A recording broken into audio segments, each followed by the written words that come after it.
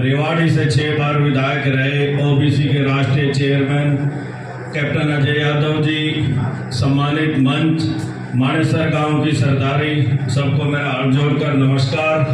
कप्तान साहब हमारे नेता हैं जो हमारे हर समस्या के समाधान के आगे रहते हैं, और एक हमारे सांसद साहब हैं जो ना किसी के दुख में शामिल होते, ना किसी के सुख में शामिल होते, ना किसी को न्योता दे के बुलाते। भाजपा की बात है वो कप्तान साहब कहेंगे, हम तो इतना ही कहेंगे कि अपने इलाके के लिए ऐसे नेता को चुन लो ताकि इलाके का भला हो जाए। धन्यवाद। तो कप्तान साहब छात्र रेवाड़ी से इसलिए ना बने, हर एक के दुख सुख और समय पे पहुंचते हैं। जय हिंद जय भारत। छत्तीस बिरादरी के दिग्गज, अहीरवाल की शान, ओबीसी के राष्ट्रीय अध्यक्ष आदरणीय कैप्टन अजय सिंह यादव जी, पटौदी की आन बान शान भाई सुधीर चौधरी जी, ओमवीर जी, कुलदीप कटारिया जी, राठी साहब, लाल सिंह यादव जी, राज यादव जी, परवीन यादव जी, जय सिंह हुड्डा जी, सरदार गुरजीत सिंह जी और यहाँ आए सभी सम्मानित। सबसे पहले तो मैं आप सभी को कर्नाटक की जीत की हार्दिक बधाई देता हूं। जिस तरीके से कर्नाटक की जीत ये एक सच्चाई की जीत है, ऐसी जबरदस्त जीत जो कर्नाटक में हुई उसने कांग्रेस को संजीवनी देने का काम किया। सरपंच साहब का पगड़ी पहनाकर स्वागत करते हैं। ये तो कन्फर्म है, इस बार कांग्रेस सरकार आ रही है और हरियाणा की आन बान शान और अब तो हिंदुस्तान की आन बान शान ओबीसी के राष्ट्रीय अध्यक्ष कैप्टन अजय सिंह यादव जी, भाई कुलदीप कटारिया जी, पंकज डाबर जी, बल्कि सम्मानित मंच और मानेसर गांव की सरदारी को मैं नमन करता हूं। बीजेपी का ग्राफ अब गिर चुका है। वसुंधरा गए मैं मुख्यमंत्री बनूं, कटारिया दूसरा कह रहा हूं मैं बनूं, लेकिन राजस्थान में उल्टी कांग्रेस की सरकार फिर दफा रिपीट करेगी, ये अचंभा ही होगा। तो मैं ये कहता हूं कि आने वाले टाइम में हमारे जो है लोकसभा के जो है प्रत्याशी कैप्टन अजय सिंह यादव ही रहेंगे, क्योंकि अब तो ये टिकट बांटने वाले हो गए हैं जी। राष्ट्रीय अध्यक्ष है ओबीसी के, हिंदुस्तान के राष्ट्रीय अध्यक्ष मालिक हो गए, तो सोनिया गांधी राहुल गांधी के बाद में कैप्टन अजय सिंह यादव का ही नाम आता है। आज विषय उपलब्धि का नहीं है, आज विषय है कांग्रेस कमजोर हुई तो हुई क्यों हुई। अभी एक भावनात्मक बात चल रही है। कर्नाटक ठीक अच्छी बात है, वहाँ का लोग चुनाव जीत गए, कांग्रेस उसका फल ले रही है, यश कर रही है, कल सरकार बनी है, चलेगी।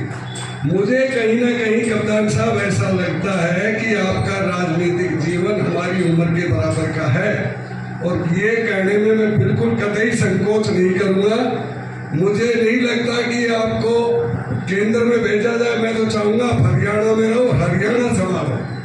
भाजपा बीजेपी जो है वो अपने राजनीतिक फायदे के लिए हम लोगों को साथ आने नहीं देती, हम लोगों को एक होने नहीं देती, कि हम इस बार पूरी की पूरी तरह कांग्रेस के साथ हैं और हम चाहते हैं कि कैप्टन अजय यादव जी यहाँ के एमपी बने और सुधीर भाई साहब हमारे कॉन्स्टिट्यूंसी के एमएलए बने। एमपी बना हो कोई भी, परंतु कैप्टन साहब हमेशा सबके बीच में रहे, तो मैं मानेसर के इस चौपाल पे कई सकुंड में आने के ऊपर मैं इनका हार्दिक धन्यवाद करता हूँ। जब इनको चुनाव आते हैं तो बीजेपी को सब कुछ याद आता है। तो मैं तो आपको एक बात कहना चाहूँगा, नोटबंदी जीएसटी लागू करके सब दुखी करे दुखदाई ने और झूठ बोल कर सत्ता ले ली इन मोदी अन्यायी ने। आज जोड़कर प्रार्थना है कांग्रेस के साथ जुट जाओ, आपकी सरकार बहुत ही जल्दी आ रही है। कैप्टन साहब से मैंने इच्छा जताई, मैं कुछ समाज सेवा में आना चाहता हूँ। कैप्टन साहब ने मुझे स्टेट कोऑर्डिनेटर का जो पद दिया है उसके लिए आपका बहुत बहुत आभारी हूँ मैं।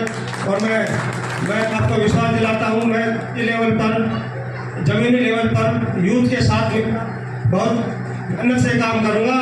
बीजेपी हिंदू मुस्लिम और इलेक्शन आता है तो पाकिस्तान आपको बहकाती है, लेकिन मोदी साहब उन्हीं मुसलमानों को पूरी सुविधा उपलब्ध करा रहे हैं। आप और हमारे लिए लड़ाई हिंदू मुसलमान में करवाकर वोट दे रहे हैं। कांग्रेस के बहुत सीनियर लीडर, राष्ट्रीय चेयर ओबीसी डिपार्टमेंट कैप्टन साहब का अनेसर और मखलूकी मानेसर पटौदी विधानसभा में आता है, मैं उनका आने में बहुत बहुत स्वागत करता हूँ। भाई पंकज डावर, कटारिया जी और गुड़गांव से हमारे लाल सिंह जी, परवीन भाई, राज भाई हमारी भारत यात्रा में जगमोहन भाई का बेटा, क्या नाम है,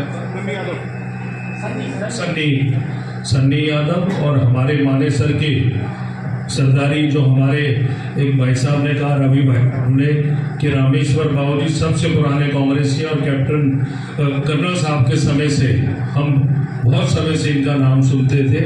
तो मंच पे आसीन रामेश्वर जी और हमारे साथ नंबरदार साहब और हमारे बहुत सीनियर जो बाबूजी धर्मपाल जी के साथ रहे, कंधे से कंधा मिलाकर पंडित लालचंद शर्मा जी और सूबे सिंह जी, भाई पंकज, तुलसीराम जी का बेटा और थानेदार साहब और अपना हुड्डा साहब, सम्मानित मंच, और जगन भाई कालू, जगन भाई नागपुर से, और सारे ही हमारे क्योंकि मेन लोग आज की मीटिंग में बुलाए थे कैप्टन साहब को, आपके बीच में अपने इन्विटेशन देने आना था, तो सारे ही सम्मानित लोग।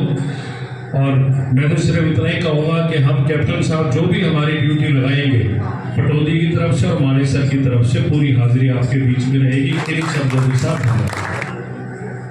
रामेश्वर यादव जी जो हमारे बहुत ही पुराने साथी हैं, और थानेदार अभिनंदन जी, भाई सुधीर चौधरी, भाई उम्मीद जी, भाई पंकज खंडेवला जी, भाई पंकज डावर जी, कुलदीप कटारिया जी और राजेंद्र जी, दया किशन नंबरदार जी, पंडित लालचंद शर्मा जी जो कि हमारे कांग्रेस के वरिष्ठ नेता हैं, नरेश जी, गौरव यादव, दीपेश अलियार, विजयपाल फौजी, जगन जी जो हैं नागपुर से, राम कुमार मास्टर जी, मनोज शर्मा, गौरव शर्मा, जिगर शाह जी, संदीप एडवोकेट नागपुर, जोगिंदर नैनवाल, संजय तुर्कापुर, जितेंद्र,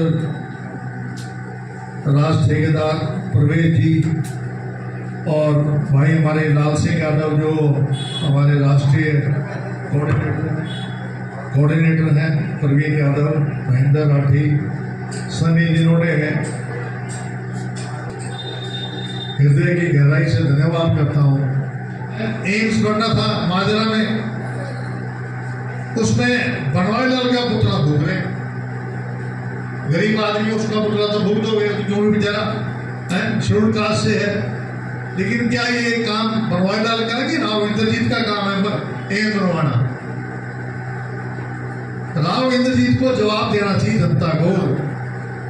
इन्होंने एक भी नया प्लांट नहीं लगाया, और हमारे टाइम में कर्जा था 75,000 करोड़, अब 1,80,000 करोड़ रुपए कर्जा है, और बजट कितने का 1,25,000 करोड़, यानी जितने का बजट नहीं उससे ज्यादा कर्जा ले लिया।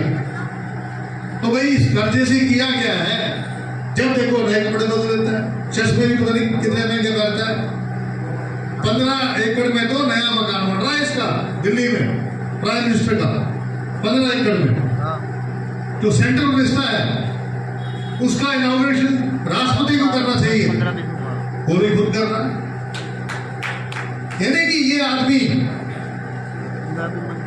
इतना है, इसने गुजरात के अंदर लाशों के ऊपर राजनीति करके वहां पर सत्ता दी, लेकिन कर्नाटक में इन्होंने बजरंग बली के नाम से जय हो बजरंग बली और कहकर वोट मांगने की कोशिश करी, लेकिन बजरंग बली जी ने इनके ऐसी कदा मारी पीछे से कि वो दिन गिर गई। इन लोगों ने एक भी कोई काम किया हो शिक्षा चिकित्सा के बारे में तो आप मुझे बता दीजिए। अभी भी समय है हमारे पास। अगर 2024 का चुनाव बीजेपी जीत गई तो मैं आपको ये बता देता हूं कि आप लोगों को सड़कों में ला देंगे। गरीब आदमी के पास खाने के लिए पैसे नहीं होंगे, किसान जो है कर्जे में हो जाएगा, व्यापारी जो है गब्बर टैक्स में से मारा जाएगा। ये 2024 का चुनाव है जो आपके लिए चुनौती है। इस चुनौती का सामना करो, मोदी को वोट मत दो, नुमाइंदे को वोट दो जो काम करने वाला है, पार्टी को वोट दो जो पार्टी का काम करने वाला है। मैं मानेसर में आज आया हूँ, आप लोगों ने पगड़ी बनाकर सम्मान दिया। इस पगड़ी की तो लाज हमेशा रखी है, इस पगड़ी का हमेशा इसकी लाज रखूंगा, आपकी पगड़ी पे कभी हाथ नहीं आने दूंगा। 2 बातों के लिए आया हमने, क्योंकि देखो भाई ऐसा है, एक तो 7 जुलाई का कार्यक्रम है ताल कटोरा स्टेडियम में, हमने 9 बजे वहां पहुंचना है। मैं चाहता हूं कि हमारे रेवाड़ी, मेवात और गुड़गांव के लोग सबसे आगे बैठे, क्योंकि सोनिया गांधी जी ने मुझे राष्ट्रीय अध्यक्ष बनाया है पिछड़ा वर्ग में 75% लोग आते हैं, देश की आबादी की 75% लोग उसमें आते हैं। और उसमें क्या है कि आपको जितने भी आपके हकों की बात है वो आह्वान की जाएगी, चाहे वो जातीय जनगणना की बात हो, चाहे ओबीसी डिपार्टमेंट की बात हो, चाहे महिलाओं को आरक्षण देने की बात हो, पार्लियामेंट और एमएलए के अंदर जो एससी ओबीसी की महिलाएं हैं उनको भी आरक्षण मिले, ये सारी बातें वहां रखूंगा। एक तो ये बात है। और भाई 21 जून को भाई मेरे पोता हुआ है, तो आप सब लोगों ने जो यहाँ आए, कई गांव से लोग भी आए हैं, और भाई ना मुसलमान खतरे में ना हिंदू खतरे में। 1000 साल मुगलों ने राज किया था, हिंदू खतरे में आया था क्या? उन्होंने 1000 साल राज किया था, जब नहीं आया तो अब खतरे में कैसे आ जाएगा भाई? इनकी कुर्सी खतरे में है भाई, ना हिंदू खतरे में है ना मुसलमान खतरे में है, भाजपा वालों की कुर्सी खतरे में है। इसलिए इनकी कुर्सी को पलट दो। और भी कर्नाटक का इतिहास रहा है, बेरेली से सोनिया गांधी चुनाव लड़ी तो परिवर्तन हुआ, चिकमगलूर से इंदिरा गांधी चुनाव लड़ी सत्ता परिवर्तन हुआ। अब कर्नाटका से जीत हुई है तो हरियाणा में भी और केंद्र में भी कांग्रेस की सरकार बनेगी।